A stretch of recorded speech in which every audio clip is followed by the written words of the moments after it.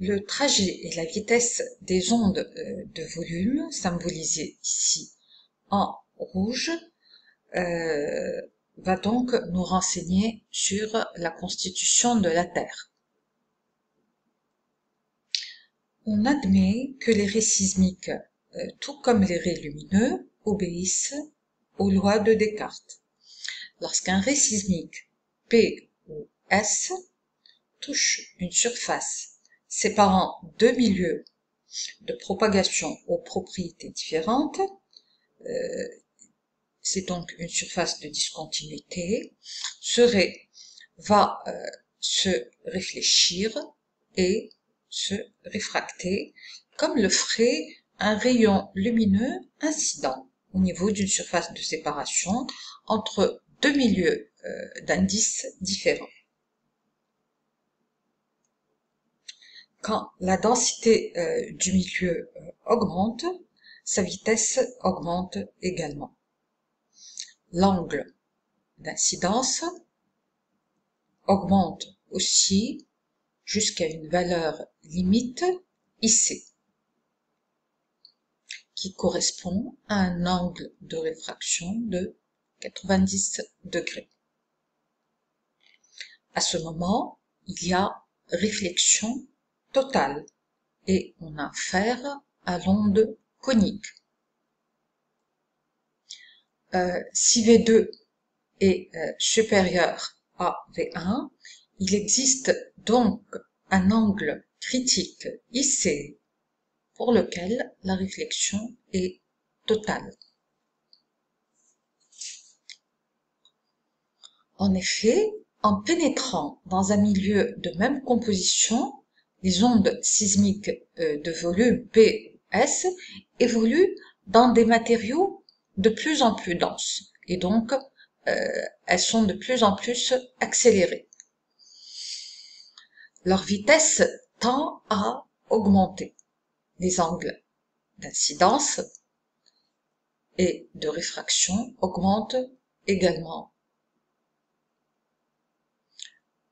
Donc, les raies sismiques des ondes de volume qui traversent la Terre en profondeur doivent avoir en première approximation une forme courbe, comme vous le voyez ici.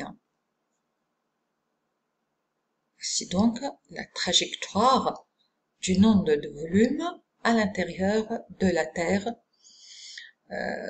au sein d'une couche, de plus en plus dense. La vitesse des ondes sismiques augmente avec la profondeur. Donc les ondes sont accélérées, les ondes de volume sont accélérées et elles parviennent à la station sismique avant l'onde de surface qui n'a fait que rester dans les milieux superficiels, là où la vitesse est constante. L'étude de la réfraction des ondes P et S nous a donc montré que plus on est loin de la source, plus elle pénètre profondément dans le globe. Dans la pratique donc, on peut observer des ondes sismiques qui ont traversé toute la Terre. Et c'est pour ça que leur étude va nous permettre de reconstituer la structure profonde de la Terre. Lorsqu'un séisme se produit n'importe où sur Terre, on peut en connaître l'heure et l'épicentre. Mais comment? Eh bien, c'est simple. Il suffit de prendre les sismogrammes, c'est-à-dire les enregistrements du séisme provenant de différentes stations sismiques. Il en faut au moins 3.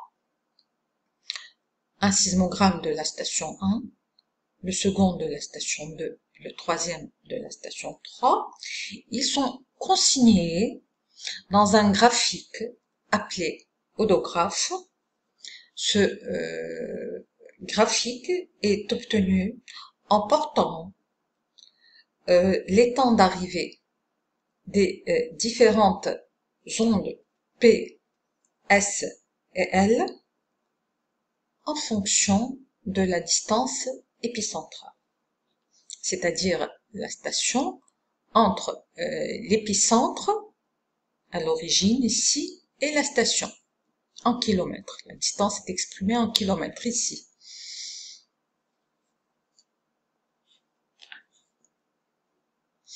L'axe des ordonnées peut être gradué en minutes et en secondes. Maintenant, il est possible d'établir la courbe de vitesse de chacune des ondes sous forme de courbe appelée hodochrone. On en voit ici 3. Les hodochrones des ondes P et S sont représentés par des courbes, ce qui indique que leur vitesse de propagation est croissante. En effet, plus on s'éloigne de l'épicentre, qui est l'origine, plus le temps qui sépare le temps d'arrivée d'une onde S ou P, par exemple, de celle des ondes L de surface, grandit. Cet écart, par exemple, est beaucoup plus important que celui-ci. Donc la vitesse des ondes de volume augmente avec la distance épicentrale. Plus la distance épicentrale est grande, plus la vitesse, plus l'onde de volume, qu'elle soit P ou S, elle est accélérée. Par contre, l'hodochrone de l'onde de surface L est représentée par une droite. Donc, elle se propage à une vitesse constante et par conséquent, son milieu de propagation ne change pas de propriété avec l'éloignement par rapport au foyer. Elle traverse des milieux aux propriétés quasi constantes. Ces observations justifient donc l'hypothèse d'une Terre à structure hétérogène. Les ondes de volume sont déviées et accélérées en profondeur, car leur arrivée est enregistrée plus tôt que prévu. L'écart de temps qui sépare une onde P d'une onde S pour une station donnée va nous permettre graphiquement de lire la distance épicentrale de cette station par rapport au foyer. Voici la distance épicentrale. C'est la distance épicentre station sismique.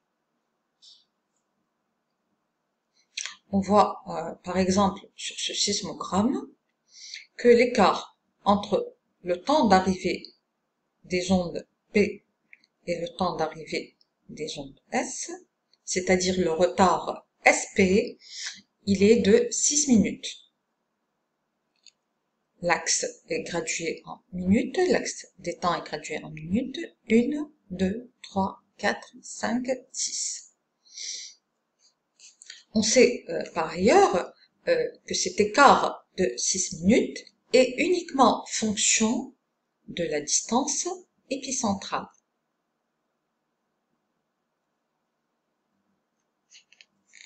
Donc, si on projette cet écart de 6 minutes sur l'axe des abscisses de l'hodographe, on voit qu'il correspond à une distance épicentrale de 5000 km.